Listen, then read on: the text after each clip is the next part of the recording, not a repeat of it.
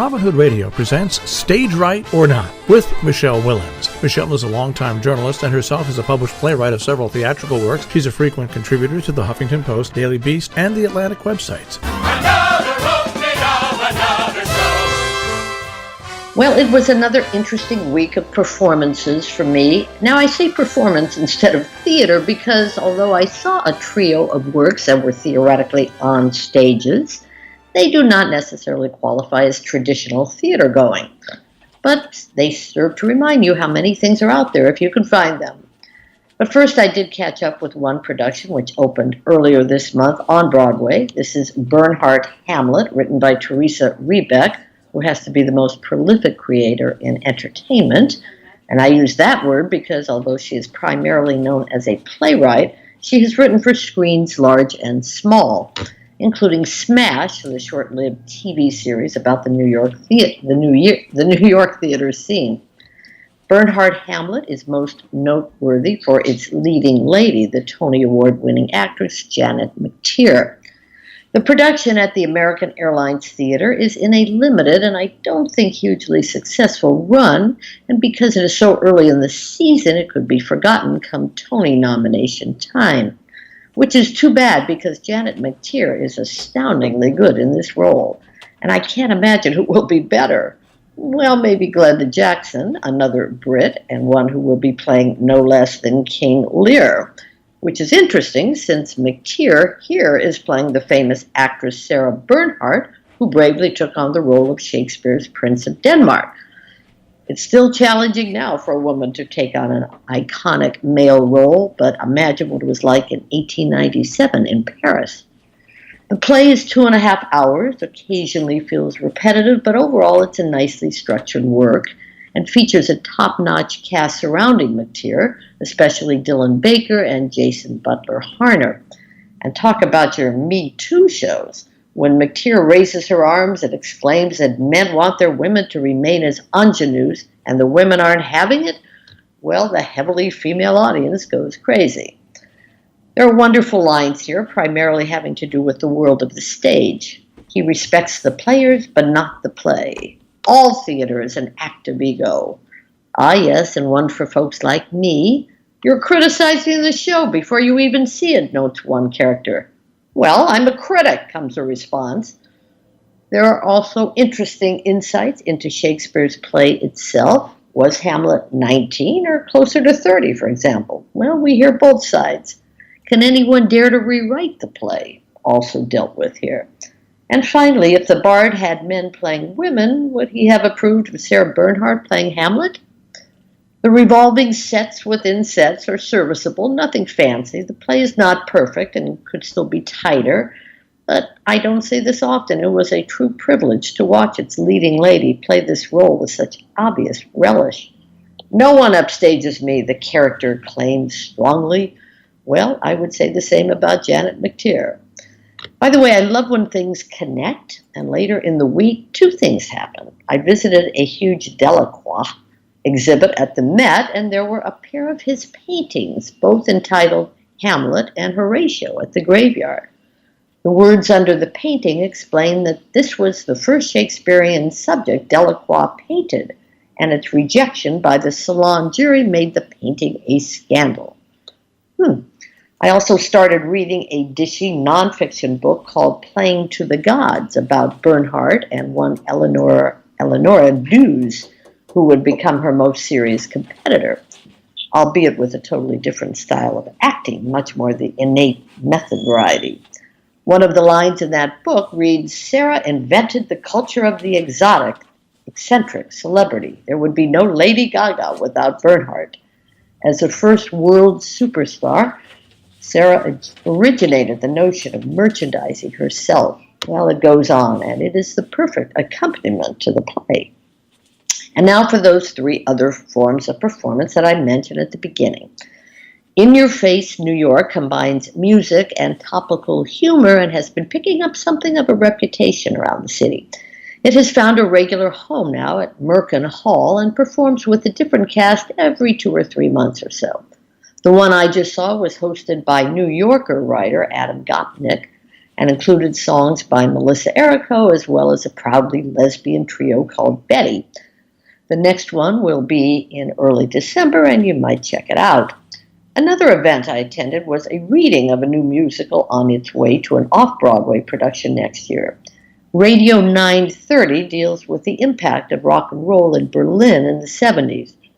Back to my visit to the Met for a coincidental moment. As I am strolling, I notice a minor exhibit, a video installation called Stasi City, referring, of course, to the East German secret police, which is a huge part of this budding musical.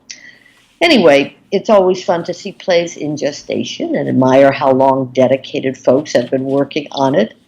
I'd seen an earlier version of Radio 930, and the show does seem to be moving along. Let's hope it doesn't take as long to get a full production as it was for that wall to come down. Now, readings like the one I saw are generally private for potential investors or writers to start the buzz, and here I am buzzing. But there are often readings open to the public you will find online or in publications like Time Out or The New Yorker. And speaking of readings, the most fascinating I saw this past week was at the 92nd Street Y, where a stellar cast, one at a time, standing behind a lectern, read from Philip Roth's book, The Plot Against America. It was described as a literary performance, and yes, it was. John Hamm, Andre Holland, Elizabeth Marvel, Maggie Siff, John Tarturo, Michael Stolberg were among this group of 9 who interpreted Roth's incredibly and eerily prescient 2004 novel. Lines about the terror of the unforeseen and a president, in that case it's Charles Lindbergh, who is, quote, enthralled to this country's worst enemy, and so on. There is also a passage in the book about a bombing at a synagogue the day before. Well, this performance was on Sunday, the day after the tragic Pittsburgh shooting. What we heard over almost 7 hours, yes, you heard right, was apparently an abridged version well done by one James Shapiro. Though I have read the book, and I can't think of much that was left out, at least anything that would be considered critical. This event also felt like a privilege to watch. Keep an eye on the 92nd Street Y website. My hunch, or perhaps it's just my hope, is that they will find a way of making what happened Sunday accessible to others. So, who knows if a project like that will become a trend of sorts? The Minetta Lane Theater, along with Audible, is starting to hire actors to read books aloud.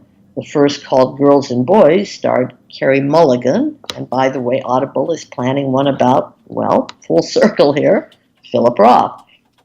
As we've discussed here before, who knows how many books are adaptable to stage and so fit the moment. But Jill, The Plot Against America clearly came at the right one. Well, that sounds like theater and work are. Sounds like you have to pay attention now at the theater. The shows you saw, at least. Yeah. I got to say, I was pretty impressed with 7 hours. Most of that audience stayed put. I'd say by after the second intermission, maybe a quarter of the people had left. Probably had dinner plans. But on the other hand, there they were, and you got to give them credit. 92nd Street Y does not, but it was a very mixed age group, I would say, which is not always true at the Y. Right, and I'm just curious, how did they, how was it promoted? Was it? That sold out in one day. One day, it was put on. I think it was maybe announced, certain places. I got it from the 92nd Street Y, or they had a sign out there. Literally, in one day, it was sold out. And yet there were empty seats there. But as I always say here, that can happen.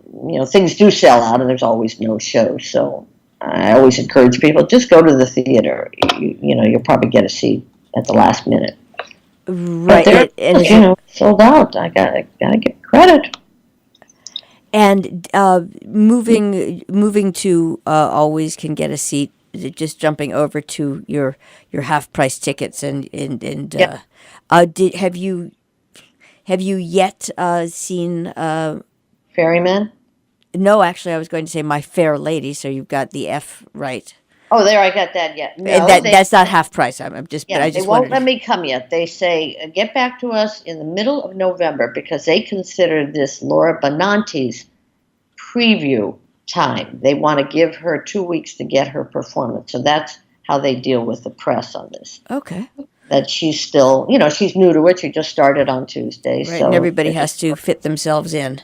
Exactly. So I'm already hearing from people that she's terrific, and I'm not surprised about that. No, I was going to bring up Ferryman, which obviously is getting tremendous reviews, which I haven't seen, but I'll try to see it this week or next. That's 3 hours and 15 minutes, I think. So that and and it's about a tough subject, a lot of characters. So again, probably not for the Jersey Boys crowd, but who knows? And just from a financial standpoint, we don't have that much time, but just from a financial standpoint, how does that work? How is this? Huh? You mean having a large cast versus a small cast? No, I mean having a bunch of dramas that you have to, really commit a fair amount of time to. Yeah. You mean an audience member? Yes. An audience member? From an audience standpoint, and from it's simply because that's does seem to be the bulk of the season this go round. Yeah, and I wondered if they were doing fewer shows. When a show is, I think when Iceman Cometh was here last year, which is 4 hours, they did not do 2 in a day. I don't believe they might have on a weekend, but I don't. I know they didn't on Wednesdays. They are with Ferryman. I think that they start the matinees early. They start them at 1, so you're out by 4:15, and mostly it gives the actors, 3 more hours before they do their 8 o'clock show. Also, big cast like that, but that one comes from England and obviously has backing behind it. But you wonder why so many shows these days come open with 4 characters, and that's usually a financial decision. And playwrights know that when they're writing a play now. Very few have the nerve that a Jez Butterworth has, or a Eugene O'Neill, or whatever, when they wrote plays for 23 people. You wouldn't even do that now unless you really had backing behind you up front. Stage Right or Not with Michele Willens, produced in the studios of Robin Hood Radio, robinhoodradio.com.